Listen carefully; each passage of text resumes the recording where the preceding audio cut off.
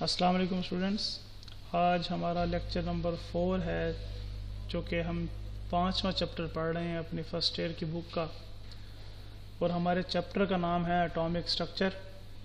इससे पहले हम 3 लेक्चर्स में discovery of electron, discovery of proton और न्यूट्रॉन के बारे में डिटेल से पढ़ चुके हैं। आज का जो हमारा टॉपिक है वो है मिलीकन्स आयल ड्रॉप मेथड। जब जे थॉमसन ने इस बात को प्रूव कर दिया कि जो कैथोड रेज हैं ये नेगेटिव चार्ज पार्टिकल्स हैं, और उन पार्टिकल्स को स्टोनी ने इलेक्ट्रॉन का नाम दिया, तो जे थॉमसन से एक बार सवाल पूछा गया कि आपने ये जो ड्रॉपलेट दरियाफ्त किया है, नेगेटिव चार्ज पार्टिकल डिस्कवर किया है, इस पे चार्ज की मैग्नीट्यूड कितनी है। तो स्टूडेंट्स 1909 में एक साइंटिस्ट था मिलीकन, इसने एक एक्सपेरिमेंट परफॉर्म किया जिसको हम आयल ड्रॉप मेथड भी कहते हैं और मिलीकन्स आयल ड्रॉप एक्सपेरिमेंट भी कहते हैं। इसने अपने आयल ड्रॉप मेथड के जरिए इलेक्ट्रॉन पर चार्ज को डिटरमिन किया। उसने किस तरह से ये एक्सपेरिमेंट परफॉर्म किया, हम उसकी सबसे पहले हम उसकी इंस्ट्रूमेंटेशन की तरफ चलते हैं कि उसने किस तरह का अपरेटस यूज़ किया। आपको यहाँ पे डायग्राम में एक चैम्बर नज़र आ रहा होगा, ये वो चैम्बर है जिसके अंदर यानी जिसमें ये एक्सपेरिमेंट उसने परफॉर्म किया। अब ये दूसरी डायग्राम को देखें, ये डायग्राम बेसिकली इसी चैम्बर की है, लेकिन इसको समझाने के लिए इसका इनर व्यू दिखाया गया है इस डायग्राम में। और आपको इस डायग्राम में मुख्तलिफ कंपार्टमेंट्स यानी मुख्तलिफ पार्ट्स इस नज़र आ रहे होंगे, जो कि atomizer, x ray radiation source, charge plates, microscopes. हम 1 बाय 1 पढ़ते हैं कि किस तरीके से उसने इस एक्सपेरिमेंट को परफॉर्म किया और किस तरीके से ये सारे कंपोनेंट जो हैं इसके वर्क करते हैं।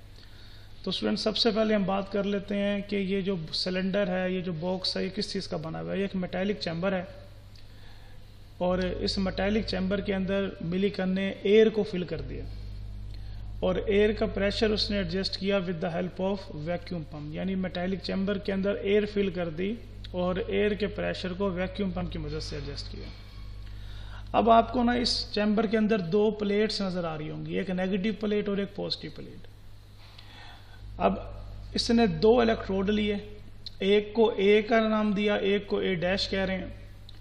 और ये इलेक्ट्रोड का काम क्या है, ये electrode basically electric field generate करते हैं। कहाँ पर, इस स्पेस में, इन 2 प्लेट्स के दरमियान इलेक्ट्रिक फील्ड को जनरेट करने के लिए उसने 2 इलेक्ट्रोड ए और ए डैश यूज़ की। तो बेटे जो अपर इलेक्ट्रोड है वो कनेक्टेड है बैटरी के पॉजिटिव टर्मिनल के साथ, इसलिए उसको हम कहेंगे इट वर्क एज एनोड। और जो लोअर प्लेट है वो बैटरी के नेगेटिव टर्मिनल के साथ कनेक्टेड है, तो हम उसको कह सकते हैं कैथोड के तौर पे काम करता है। उसके बाद आपको एक एटोमाइज़र यहाँ पे नज़र आ रहा होगा। ये एटोमाइज़र बिल्कुल उसी तरह है जिस तरह घरों में आपने अक्सर देखा होगा कपड़े इस्त्री वगैरह करने के लिए वाटर गन का यूज़ करते हैं, ये सेम उसी तरह है। वाटर गन क्या करती है, वो जो पानी होता है उस बोतल के अंदर बेसिकली उसको स्प्रे की सूरत में, ड्रॉप्स की सूरत में वो छिड़काव करती है। तो सेम ये भी इसी तरह का एटोमाइज़र है। इसके अंदर आयल, इसके अंदर आपको यहाँ पे नज़र आ रहा होगा कि जब इसको प्रेस करते हैं यहाँ से, तो ये आयल्स को रिलीज़ करता है in the form of droplet. यानी आयल ड्रॉपलेट को, कि आयल के ड्रॉपलेट बनाने के लिए, आयल ड्रॉपलेट क्रिएट करने के लिए उसने एक एटोमाइज़र को यूज़ किया। और यहाँ पर आपको एक छोटा सा सुराख नज़र आ रहा होगा अपर प्लेट में, क्योंकि इन ड्रॉपलेट्स को इस रीजन के अंदर लेके आना है 2 प्लेट्स के दरमियान। तो यहाँ पे जब स्प्रे किया तो एक छोटा सा सुराख उसने यहाँ पे रखा ऊपर वाली प्लेट में, पॉजिटिव प्लेट में, और इस सुराख से ड्रॉपलेट क्या है, नीचे की तरफ गिर रहा है, फॉल कर रहा है। नेक्स्ट बेटे आपको एक माइक्रोस्कोप यहाँ पे नज़र आ रही होगी। और माइक्रोस्कोप क्या करती है, बेसिकली माइक्रोस्कोप बेसिकली इस ड्रॉपलेट को इल्यूमिनेट करती है, रोशन करके हमें दिखाती है। और ये हमें इस तरीके से नज़र आता है कि जैसे कोई ब्राइट स्पैक, यानी कोई रंग ब्राइट धब्बा सा हो और अगेंस्ट डार्क बैकग्राउंड, ये ऐसे ही है। इसका मतलब ये है कि पीछे सारा कुछ जो बैकग्राउंड है वो डार्क है, और एक जो लाइट है वो सिर्फ ड्रॉपलेट के ऊपर फॉल कर रही है। तो जो ड्रॉपलेट है वो हमें क्या नज़र आएगा, ब्राइट स्पैक, यानी एक ब्राइट धब्बे की सूरत में हमें नज़र आएगा। जैसे ऐसे ही है, जैसे आप वाइट बोर्ड है तो वो हो जाएगा वाइट बैकग्राउंड। अगर आप उसके ऊपर मार्कर से कोई निशान लगा देंगे तो हम उसे कहेंगे कि एक dark spot against bright background. यहाँ पे क्या चक्कर है, यहाँ पे बैकग्राउंड डार्क है, ब्लैक है, और आपको जब लाइट फॉल करती है ड्रॉपलेट के ऊपर तो आपको एक ब्राइट कलर का स्पेक धब्बा नजर आता है, जिसे हम कहते हैं bright speck against dark background. Next बेटे इसकी वर्किंग की तरफ चलते हैं। देखें, जैसे एटोमाइजर से स्प्रे क्रिएट करेंगे तो ये ऑयल ड्रॉपलेट बन जाएंगे। ऑयल ड्रॉपलेट इस अपर प्लेट में जो सुराख है उस सुराख में से यहाँ नीचे गिरेंगे, और in the absence of electric field, यानी अभी इलेक्ट्रिक फील्ड जब अप्लाई नहीं करेंगे तो ये ऑयल ड्रॉपलेट जो है under the action of gravity fall करते हैं। अब ऑयल ड्रॉपलेट की डाउनवर्ड वेलोसिटी क्या होगी, वो डिपेंड करती है ऑयल ड्रॉपलेट के वेट पे। जितना ड्रॉपलेट का वेट ज्यादा होगा डाउनवर्ड वेलोसिटी उतनी ही ज्यादा होगी, और जितना ड्रॉपलेट का वेट कम होगा डाउनवर्ड वेलोसिटी उतनी ही कम होगी। यानी हम यूं कह सकते हैं कि जो डाउनवर्ड वेलोसिटी v1 है यह डायरेक्टली प्रोपोर्शनल है वेट के, और वेट बराबर होता है mg के, तो हमने लिख दिया v1 is directly proportional to mg। जितना ड्रॉपलेट का वेट होगा v1 वेलोसिटी उतनी ज्यादा होगी, where m is the mass of droplet and g is the gravitational acceleration. Next बेटे उसने क्या किया, नेक्स्ट उसने सबसे पहले यहां से आपको एक्सरे सोर्स से एक्सरे निकलती हुई नजर आ रही होंगी, उसने एक्सरे को सोर्स से एक्सरे को फॉल करवाया बिटवीन टू प्लेट्स। अब देखें, आपको ये पता है कि अभी हमने बात की है कि इन प्लेट्स के दरमियान उसने एयर को फिल किया, तो जब ये एक्सरे एयर के मॉलिक्यूल से टकराएंगी तो एयर का मॉलिक्यूल आयनाइज हो जाएगा। अब एयर का मॉलिक्यूल जब आयनाइज होगा वो इलेक्ट्रॉन रिलीज करेगा, और वो इलेक्ट्रॉन इस ड्रॉपलेट के ऊपर चिपक जाएगा, यानी वो उस इलेक्ट्रॉन को यह ड्रॉपलेट क्या कर लेगा, अटेन कर लेगा, ड्रॉपलेट के साथ वो इलेक्ट्रॉन अटैच हो जाएगा, जिसकी वजह से इस ड्रॉपलेट के ऊपर चार्ज आ जाएगा, नेगेटिव चार्ज। तो क्या किया कि एयर को पहले एक्सरेज की मदद से आयनाइज किया, तो जो ड्रॉपलेट है अंडर ऑब्जर्वेशन वो इलेक्ट्रॉन को एक्सेप्ट करके चार्ज हासिल कर लेता है, ड्रॉपलेट के ऊपर चार्ज आ जाएगा। अब क्या किया, इन दोनों प्लेट्स को, पॉजिटिव और नेगेटिव प्लेट्स को एक बैटरी के साथ कनेक्ट किया, उस बैटरी को ऑन किया ताकि वो इलेक्ट्रिक फील्ड जनरेट हो जाए। अब जब ड्रॉपलेट नीचे गिरेगा वो, अब चूंकि इन दोनों प्लेट्स पे हमने इलेक्ट्रिसिटी अप्लाई कर दी है, इलेक्ट्रिक फील्ड जनरेट हो गया है, अब ड्रॉपलेट मूव्स अपवर्ड, यानी जब हम इलेक्ट्रिक फील्ड को ज्यादा करेंगे तो ड्रॉपलेट, नीचे नेगेटिव प्लेट है, ड्रॉपलेट के ऊपर नेगेटिव चार्ज है, तो ये ड्रॉपलेट अपवर्ड मूव करेगा, अगेंस्ट अपवर्ड के, यानी ऊपर की तरफ मूव करना शुरू कर देगा। जब इलेक्ट्रिक फील्ड कम करेंगे ड्रॉपलेट नीचे की तरफ, जब इलेक्ट्रिक फील्ड बढ़ाएंगे तो ड्रॉपलेट मूव करेगा ऊपर की तरफ। तो बेटे मिलीकन ने क्या किया, इलेक्ट्रिक फील्ड को कुछ इस तरीके से एडजस्ट किया कि जो ड्रॉपलेट है ये दरमियान में सस्पेंड हो गया, यानी उसने इस तरीके से इसको एडजस्ट किया कि जो उसका वेट है, डाउनवर्ड फोर्स जो है वो बिल्कुल बराबर हो जाए एग्जैक्टली जो उसके ऊपर अपवर्ड फोर्स लग रही है। अब अपवर्ड फोर्स ड्रॉपलेट के ऊपर कितनी है, यानी जो अपवर्ड वेलोसिटी है वो हम उसे v2 से शो करते हैं, और वो इक्वल है E minus mg। Capital E से मुराद वो इलेक्ट्रिक फील्ड की स्ट्रेंथ है जो आपने इसको अप्लाई कर रखी है, इस स्मॉल ई से मुराद है ड्रॉपलेट के ऊपर जो चार्ज है। अब हो सकता है किसी ड्रॉपलेट के साथ 2 इलेक्ट्रॉन अटैच हो गए हो, किसी के साथ 3 अटैच हो गए हो, किसी के साथ 1 अटैच हो गया हो, तो जिस भी ड्रॉपलेट पे जितने इलेक्ट्रॉन साथ अटैच होंगे ये उसके ऊपर उतना ही चार्ज होगा। माइनस mg, m से मुराद वही मैस ऑफ ड्रॉपलेट, g से मुराद ग्रेविटेशनल एक्सेलरेशन। या अब उसने चार्ज मालूम करने के लिए कुछ कैलकुलेशंस की, यहाँ पे आपको नजर आ रहा होगा एक relation v1 over v2 is equal to mg over E minus mg, where charge on electron E is upward driving force on droplet due to applied electric field strength E। जो E है where small e जो है वो charge है electron पर, और जो capital E है वो इलेक्ट्रिक फील्ड जो अप्लाई की है उसकी स्ट्रेंथ है। अब बेटा v1 और v2 आर रिकॉर्डेड, यानी अपवर्ड वेलोसिटी और downward velocity are recorded with the help of microscope, और the factors E and G are also known. जितनी इलेक्ट्रिक फील्ड लगी होगी, यानी जितनी इलेक्ट्रिक फील्ड अप्लाई की होगी इस ड्रॉपलेट को दरमियान में सस्पेंड करने के लिए, यहाँ पर वो electric field E, G are also known, G से मुराद ग्रेविटेशनल एक्सेलरेशन है। तो mass of droplet can be determined by varying electric field in such a way that a droplet is suspended in the chamber। जब droplet electric field को इस तरह से adjust किया कि ड्रॉपलेट दरमियान में सस्पेंड हो गया, तो उसने ड्रॉपलेट का मैस फाइंड आउट किया। अब देखें V1 और V2 को उसने मेजर किया माइक्रोस्कोप की मदद से।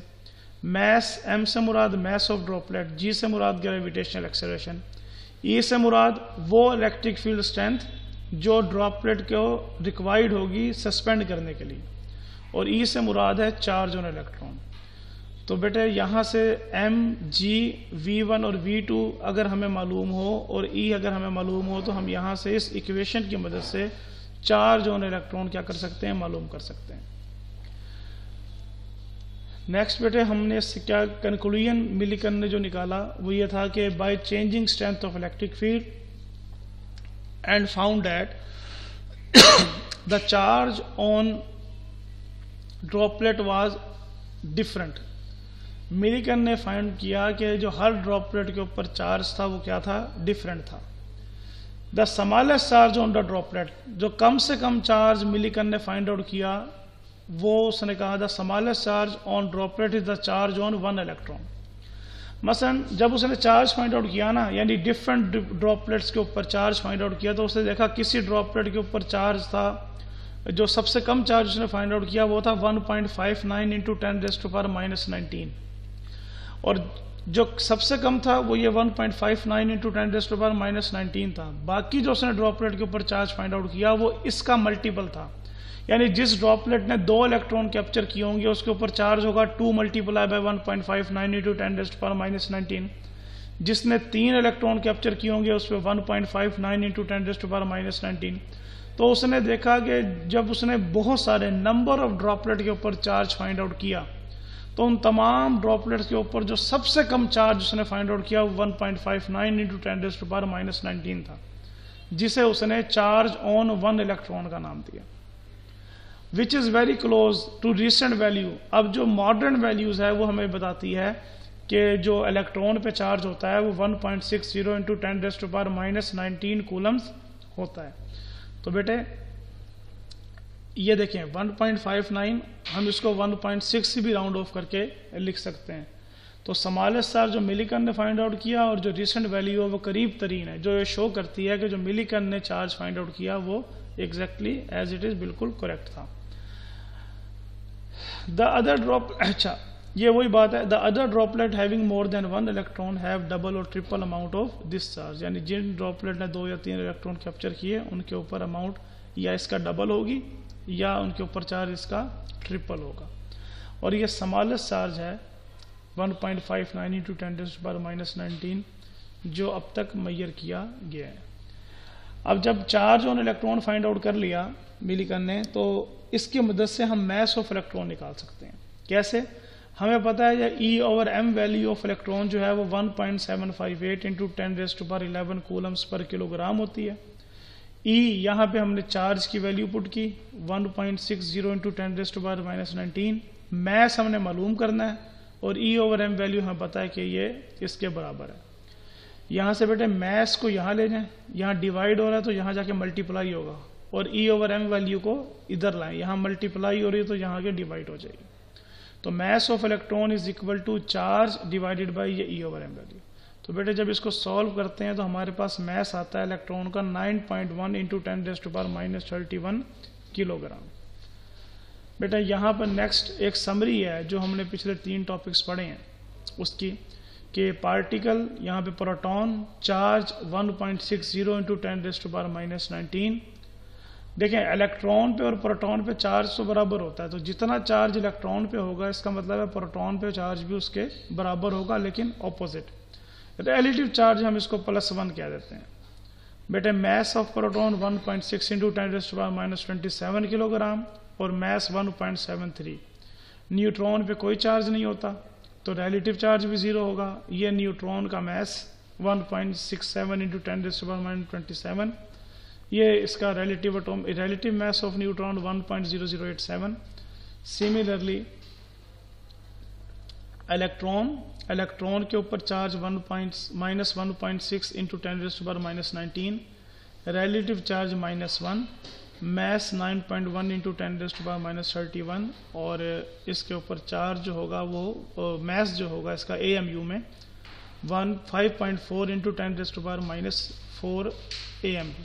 अब ये मैसेज किलोग्राम में है, ये AMU में। तो ये आपसे MCQs में पूछा जा सकते हैं कि मैस, एक इलेक्ट्रॉन पे मैस किलोग्राम में कितना होगा, AMU में कितना होगा, तो वो बेटे आपको याद करना होगा। नेक्स्ट हमारे पास एक छोटी सी एनिमेशन वीडियो है, हम उसकी तरफ चलते हैं ताकि आपको मज़ीद समझ आ सके इसके टॉपिक के बारे में।